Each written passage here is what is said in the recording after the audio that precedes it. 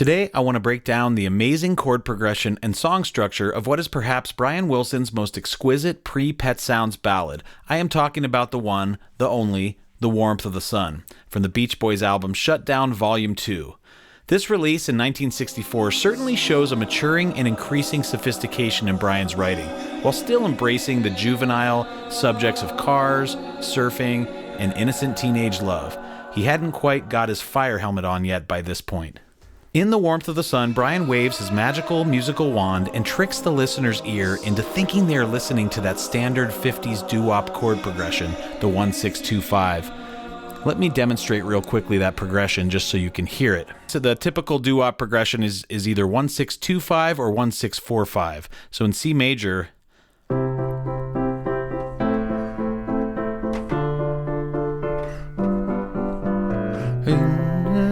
Earth angel, won't you be mine? You could also, instead of 2-5, D minor to G, can go 4-5, F to G. Earth angel, won't you be mine? The reason you can substitute the 2 chord, in this case D minor, for the 4 chord, which is F major if you're in C, is that they serve essentially the same function in the key of C due to the fact that they share 2 notes. D minor is spelled D-F-A, and F major is spelled F-A-C. You can see they both have an F and A in common. Any melody that works over one will work over the other, and therefore they are almost universally interchangeable. Commit that rule to memory. The 2 chord and the 4 chord in any major key can be used interchangeably. It is simply a matter of taste as to what the composer feels will work best for a particular song. Let me demonstrate that 4 and 2 can be substituted, and a melody that works over one will work over the other. I'm going to play it in F this time, so in this case I'm substituting G minor, which is 2, for B flat, which is 4. You said you love me too. Now you're gone. How did my heart know right from wrong? Now I'm going to do it instead of G minor. I'm going to substitute that for B flat, which is 4. So instead of 2, I'm going to hit 4. You said you love me and said goodbye. Why'd you break my heart with all those lies? So anyway, commit that to memory. That's a cool little device. Brian has had plenty of songs that make use of that standard 1-6-2-5 or 1-6-4-5, such as Surfer Girl, The Surfer Moon, Keep an Eye on Summer, The Girls on the Beach, Spirit of America, just to name a few. The Warmth of the Sun is originally in the key of C, but due to my aging voice, I will have mercy on myself and take it down a step to B flat major. You may hear me improvising a little bit and embellishing the vocal melody when I demonstrate it. It's an attempt to evade the algorithm, so shh.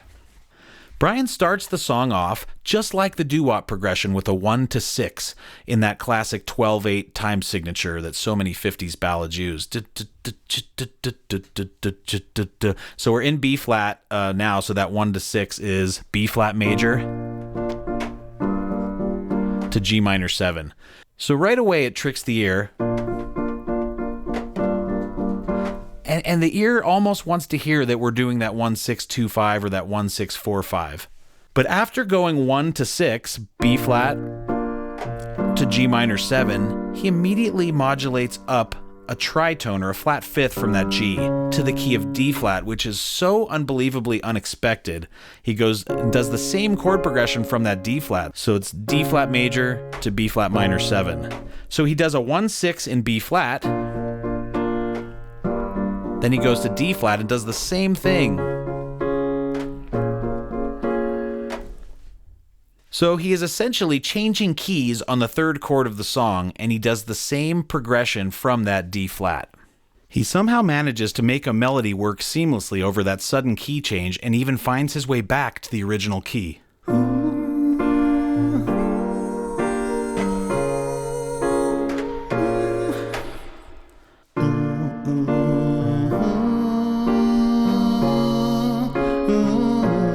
After B flat minor, he goes up to C minor 7, ooh, which is the 2 of the original key of B flat. The melody on top is the main thing that's binding these seemingly disparate chords. If Brian hadn't discovered that melody to connect them, I doubt this would have worked.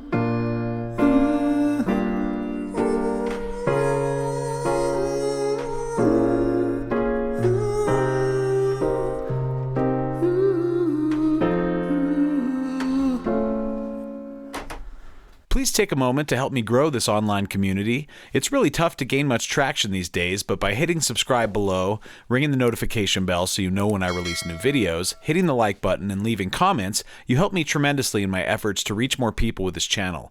If you feel so inclined, you can even leave me money tips below, which are called super thanks. Pay a visit to my YouTube homepage and hit the playlist tab to see the various categories that I offer, and you can easily navigate to the subjects that most interest you. You can also sign up for my email list on the front page of my website, timsmolens.com, to stay informed about all the latest happenings.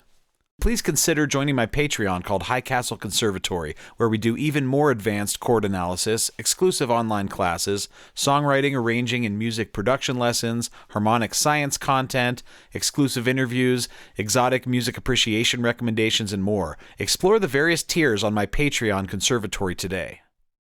I have studied 50s and 60s music for most of my life and can state with relative certainty that there has never been a chord progression like this, and it is truly one of the most innovative things Brian has ever done. There are plenty of examples where you can hear Brian borrow devices from his heroes like the Four Freshmen and other popular, songwriters of the 40s and 50s, but I'm pretty sure that this song is 100% organic Brian Wilson. The Warmth of the Sun was written on November 22nd, 1963, the day that President John F. Kennedy was assassinated. Brian wrote the music and melody, and Mike Love wrote the lyrics. I am not the biggest Mike Love guy in the world, except I do love his bass singing, but this song may well be their best collaboration. They both have slightly different accounts about whether they had already started writing the song that day or not before they heard the news about JFK. It would be pretty cool if they were already working on it before they heard, and it's as if they were sort of channeling that melody out of the universe on that tragic day. The song clearly expresses a tremendous sense of loss and mourning, but also, as Brian, is always the eternal optimist, it does provide a sense of hope, as evidenced by the lyrics, "Still I have the warmth of the sun." Even though the melody is heartbreaking, the background vocals sound like warm rays of sunshine breaking through the gloomy cloud covering. At that time in American culture, it probably would have been a little odd to have a song that was overtly about a presidential assassination, so they sort of repurposed the lyrics to be about the love of my life, she left me one day. But great lyrics can convey multiple meanings at the same time, and it certainly works well in this song. The backing track is sparse and not super well defined as distinct from the prominent vocals, but it does contain drums, bass, piano, probably 2 guitars, some real mellow saxophones, and an interesting clicking percussion on the last verse that really helps elevate that verse.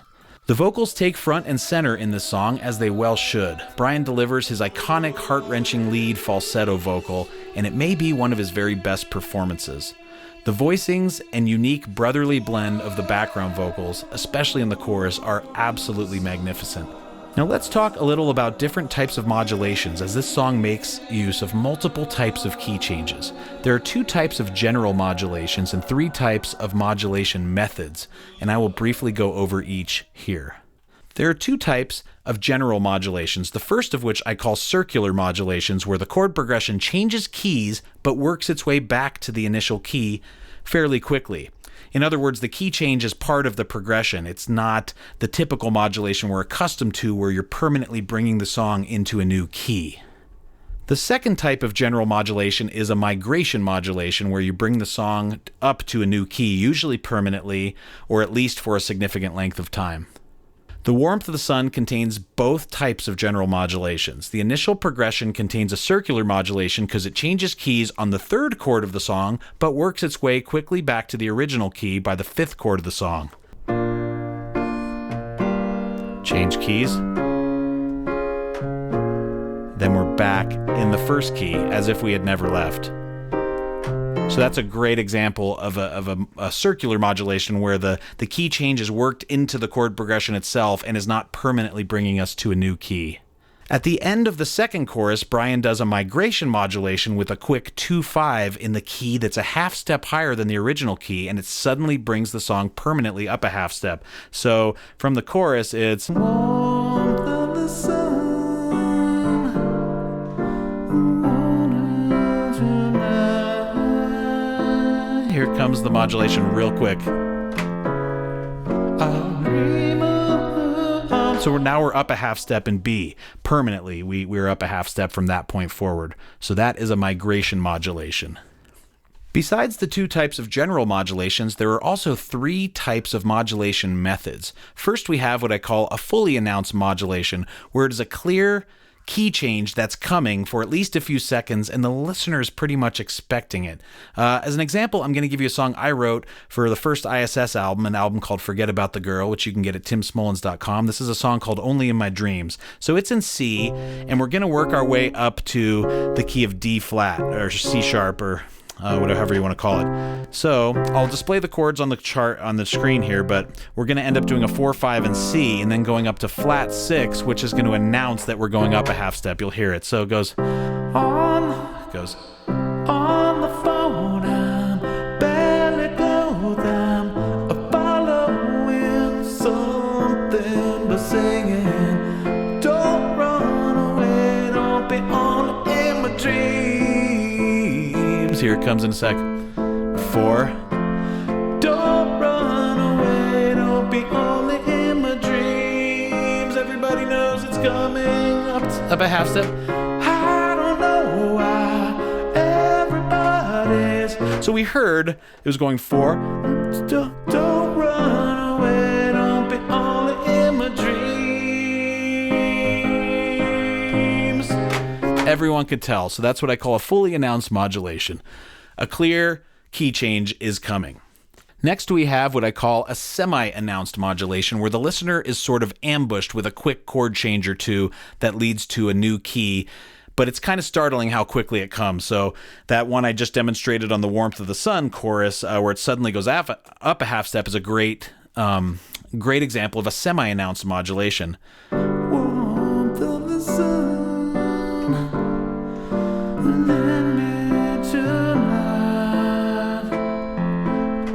out of nowhere.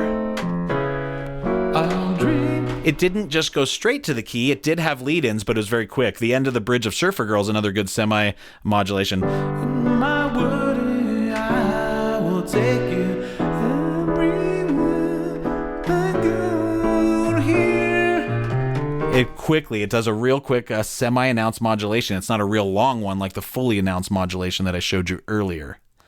Last is what I call an unannounced modulation, where there is no warning whatsoever or any chords that connect the two keys or indicate a modulation is coming. It just goes straight to it.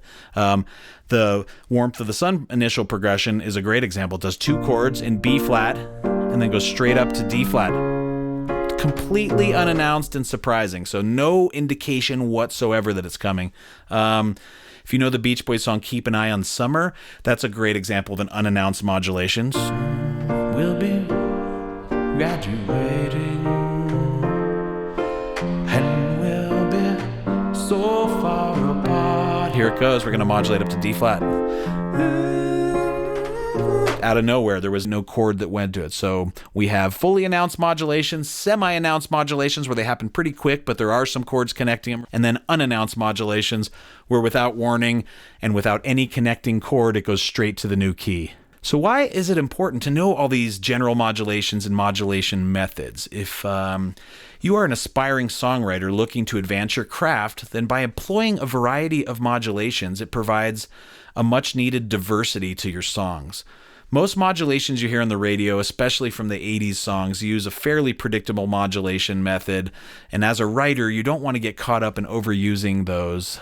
Brian Wilson may be the best songwriter in pop music history at utilizing a wide variety of creative modulations, and by studying them, such as we're doing here, it will only help improve on compositional competence and give you more tools in your belt with which you can call upon.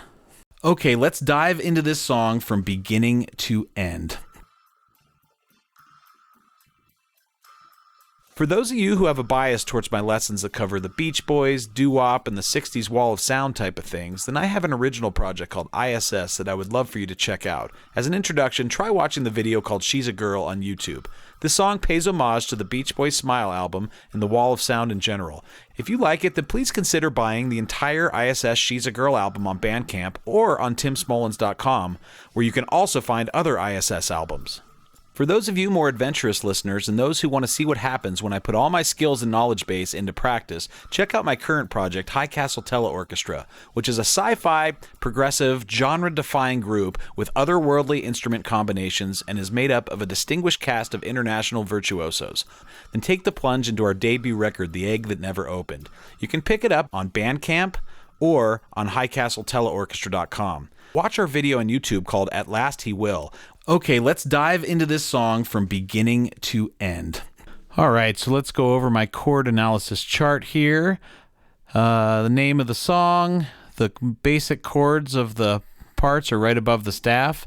Every time there's a new key, you see a sun, and it says what key is inside of that. The Roman numerals say which function this chord has of the current key that we're in. Uppercase Roman numerals indicate major chords, lowercase indicate minor chords. You can put a 7 there for dominant. Easy enough to understand. So this song starts right off with the mystifying progression.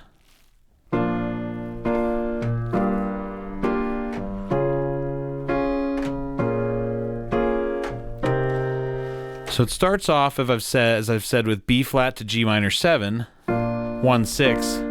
In the key of B flat, and then goes up a flat fifth or a tritone and does the same exact movement. D flat, B flat minor 7, then back to C minor 7. And we've clearly changed keys, and it might not be as simple as you think to figure out which key it is. It might be obvious that, oh, it's in D flat because it's doing that same motion from D flat. But let me point something out. This motion, where you take a major chord such as B flat and then go down a minor third to a minor chord, happens 3 different places in a major scale. So in the key of B flat, we have the B flat to G minor 7, but we have another one in that key that would work, which is E flat major, which is 4 to 2, C minor 7. And then there's even one more in that key. So we're in B flat major, and F, which is the 5, to D minor, which is the 3. Those are all the same exact motion inside the key of B flat, although I will say 90-some% of the time you hear that it's 1/6. So I wanted to right away just say it was 1/6, but I had to explore that could this be 4/2 of the key of A flat instead. And so I was trying to look for keys in the melody.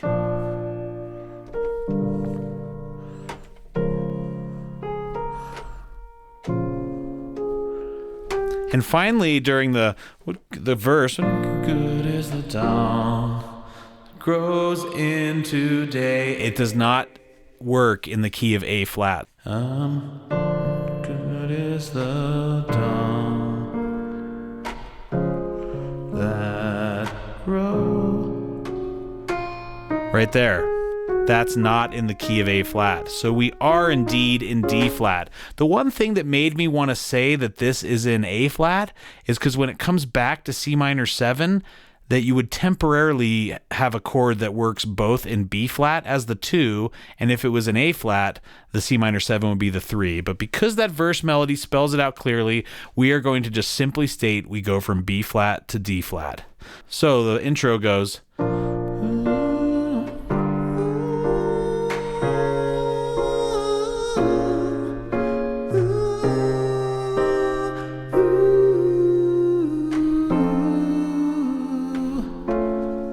So it does 1/6 in B flat and immediately switches to the key of D flat and goes 1/6 there, then goes back to B flat and does C minor 7, which is 2, and then 5. It does this F augmented too. So we're on F7, then it does the augmented. I could have called that an F7 sharp 5 because here's an F7 chord. F7 sharp 5 is here. A dominant chord you can make all kinds of alterations to. But anyway, this, it's functioning pretty much as an F7 sharp 5, so I'm still just going to consider that the 5 of B flat, this F augmented. If it wasn't right with a dominant chord, I might, analyze it a little bit differently, perhaps. Now, the verse is the same progression, so what good is the dawn? Grows into day. Take the repeat. The sunset at night. Living this way. Second ending. Still I have the warmth of the sun. Okay, cool. That was a cool modulation right there. So we take the second ending and we go back to the F7 again. Then he goes, this is pretty common in jazz, you go down a minor third and do a dominant chord. So if you were still in the key of B flat, that would kind of be like a 3 dominant. But Brian uses it to flat out modulate to another key of G major. So this is just a simple case of once he's on that F7, he goes down a minor third to a dominant chord, which happens to be the 5 of G, and then he just goes 5-1 in G. And also of note there is the vocal melody. When he gets to the still I, he goes to the flat 9, I have the, so it's a dominant chord. I didn't call this chord a D7 flat 9. I've talked about this a lot. You don't always need to support the vocal notes. Sometimes it's cool for the vocal note to have some room of its own that you're not expecting that note. Other times you do want it supported. In this case, I thought it'd sound better to just do D7. Still I have the, and the interesting thing about this, in jazz, most of the time you have a dominant 7 flat 9, it wants to pull back to resolve to minor, so that would be G minor. So it has this minor kind of sound. But it doesn't resolve to minor, it resolves to G major. D7 flat 9. So anyway, from the second ending,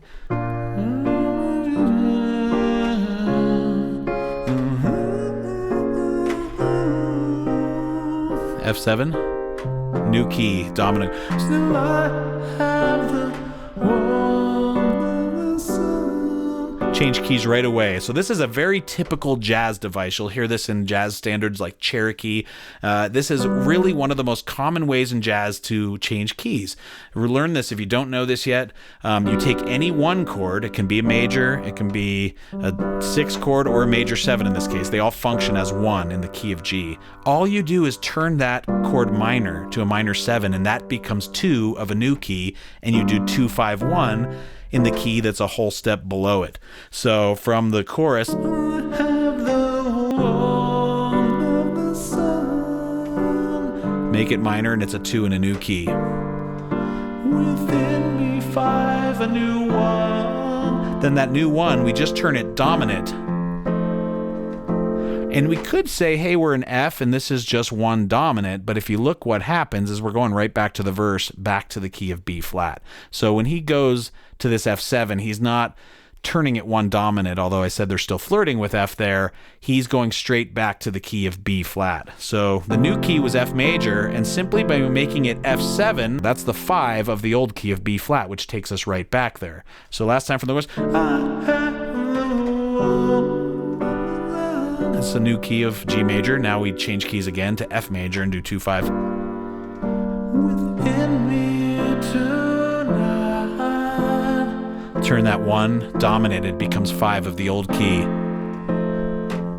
And the augmented, like I said, is functioning just like an extension of that F7, so don't worry about recategorizing that. Second verse, nothing different except the lyrics. The love of my life. She left me one day. First ending.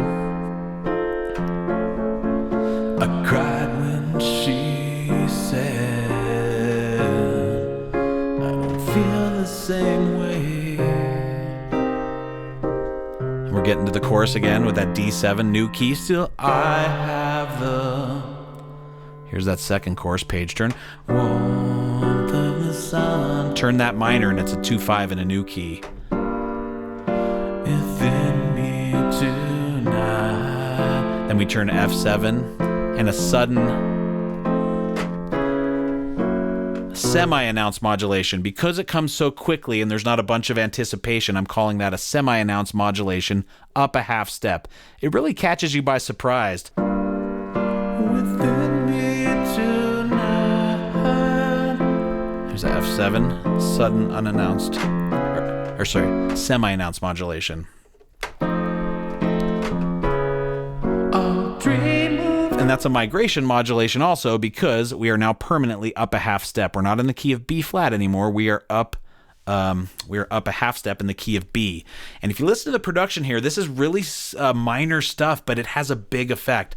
They were doing a ride cymbal the whole time for the and it suddenly switches to something that sounds kind of like a triangle or something. And it just like the song sounds like it got elevated by it lifted up, and also that triangle. I can't explain it. It's a really simple device, but producers put that in your pocket. Third verse, change the ride out for a triangle, and it just sounds like different, and then modulate up at the same time. So from that chorus again. Till I have the warmth of a sun within me tonight. Semi-announced. Now we're in B. Dream of her arms and nothing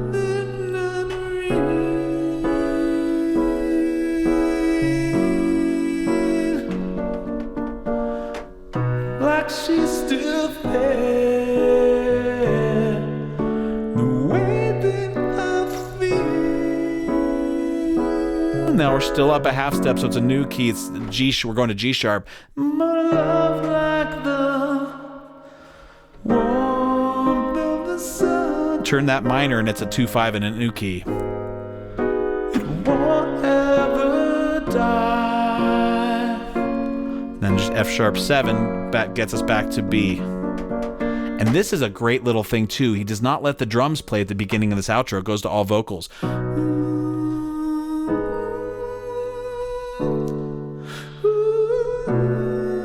And then the drums come back in here.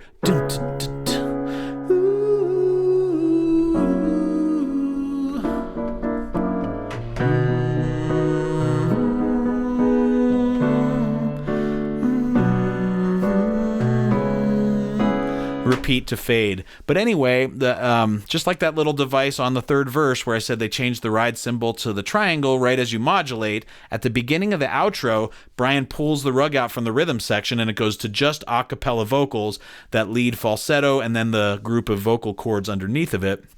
And it sounds absolutely fantastic. Warm in the sun. Last chorus 3. It won't ever die. The rhythm section's still in here. Then it pulls back.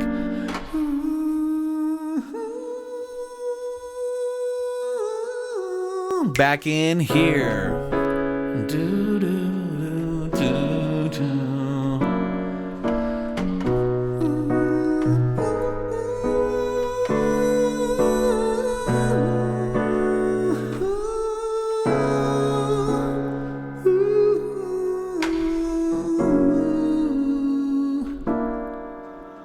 Thanks a lot for watching this video and taking an interest in my channel.